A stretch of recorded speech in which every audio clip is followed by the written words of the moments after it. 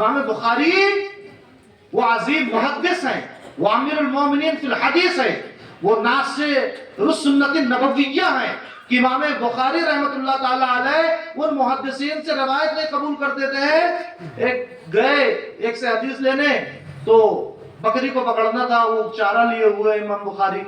اور وہ دوسرے اور بکری کو آجا آجا، ہاتھ میں کچھ نہیں تھا، مطلب یہ دکھا رہے ہیں کہ میں کچھ کھلاؤں گا، پکڑ لی تو امام بخاری رحمت اللہ علیہ نے کہا ٹھیک ہے السلام علیکم، سلام متارکہ کہ الوداعی سلام، کہا بھائی حدیث تو لے لو، کہا نہیں، جب آپ بکری کو دھوکہ دے سکتے ہیں تو بخاری کو بھی دھوکہ دے سکتے ہیں۔ تو ایسوں سے حدیث نہیں لیتے تھے۔ امام بخاری رحمت اللہ تعالیٰ علیہ نے 16 لاکھ حدیثوں سے سلیکٹ کیا ہے، تب جا کر کے اپنے بخاری میں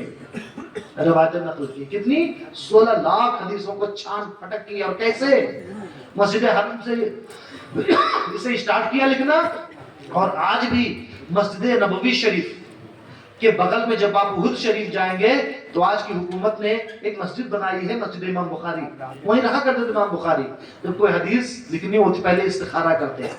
استخارہ کرنے کے بعد 2 رکعت نماز نفل پڑھتے، پھر پیارے آقا علیہ الصلوۃ والسلام کی بارگاہ میں حاضر ہو کر پوری جب آتھینٹسٹی حاصل ہو جاتی تب جا کر کے اس حدیث کو اپنے صحیح میں امام بخاری رحمۃ اللہ علیہ تو 9000 تک کی حدیث مقررات کو لے کے امام بخاری نے جو اس میں رکھی ہیں 16 لاکھ میں سے سلیکٹ کی ہیں۔ ویسے نہیں کہا جاتا ہے اصح الکتب بعد کتاب اللہ الصحیح البخاری، کہ قرآن پاک کے بعد اس روئے زمین پر سب سے صحیح ترین کتاب اگر کوئی ہے تو امام بخاری کی صحیح البخاری ہے۔ تو چین آف نریشن پر اور اس کے بعد اس حدیث پاک پر کی ترکیب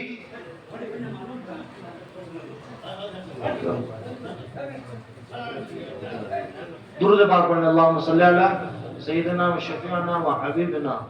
و مولانا محمد معدن الجود والکرم وآلہ و اصحابہ و بارک وسلم۔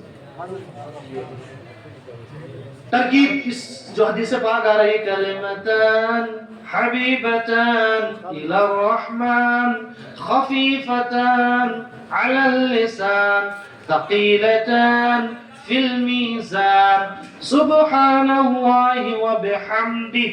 سبحان اللہ العظیم۔ تو اس کی ترکیب کیا ہے اس حدیث پاک کی، اور پھر آخر میں کچھ حدیثیں میں لے کر کے آیا ہوں کہ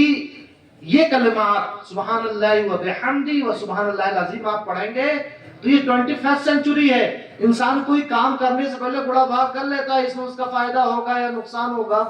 تو آپ یہ حدیث پڑھیں گے، یہ کلمات کہیں گے تو اس سے آپ کو کیا بینیفٹس ملیں گے، اس سے آپ کو کیا فائدے ملیں گے، یہ ساری چیزیں میں انشاءاللہ آپ کے سامنے رکھوں گا۔ اب میں ذرا اپنے طلبہ سے روبرو ہو جاؤں۔ حضرت نے اس کے بارے میں وَنَضَعُ الْمَوَازِينَ الْقِسْطَ لِيَوْمِ الْقِيَامَہ اس کے بارے میں بتایا، تو اس میں قسط کا جو لفظ آیا، دیکھو امام مجاہد جو مشہور تابعی ہیں اور جو قرآن پاک کے بارے میں یہ تفسیر کرتے ہیں تو لوگ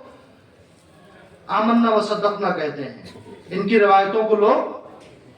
حضرت مجاہد کی تفسیر کو جو قرآن پاک کی تشریح کرتے ہیں وہ لے لیتے ہیں۔ امام مجاہد نے یہ کہہ دیا کہ قسط جو آیا ہے تو یہ رومیوں کی لغت میں ان کی ڈکشنری میں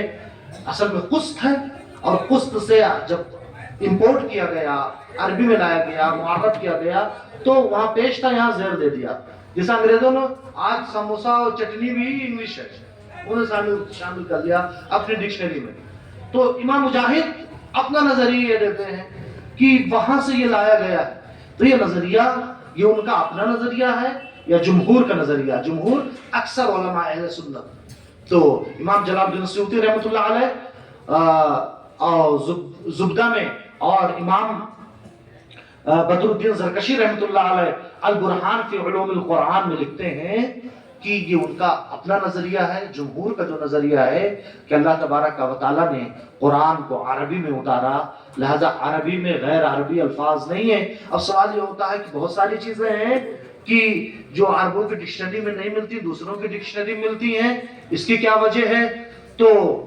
اس کی وجہ یہ بتاتے ہیں کہ ایسا توارد ہو سکتا ہے، جیسے شاعری میں ہوتا ہے، ایک شاعر نے کوئی شعر کہا اور دوسرے شاعر نے اسی زمانے میں بغیر سنے ہوئے اسی جیسا شعر کہتے ہیں، تو توارد کہتے ہیں، اسے توارد کہتے ہیں، جو میں شعر کہوں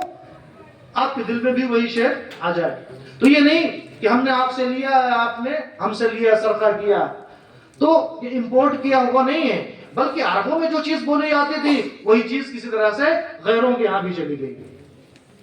غیروں کے ہاں چلی گئی. تو امام مجاہد رحمۃ اللہ تعالیٰ علیہ کا یہ قول جو ہے یہ جمہور کا قول نہیں ہے. اور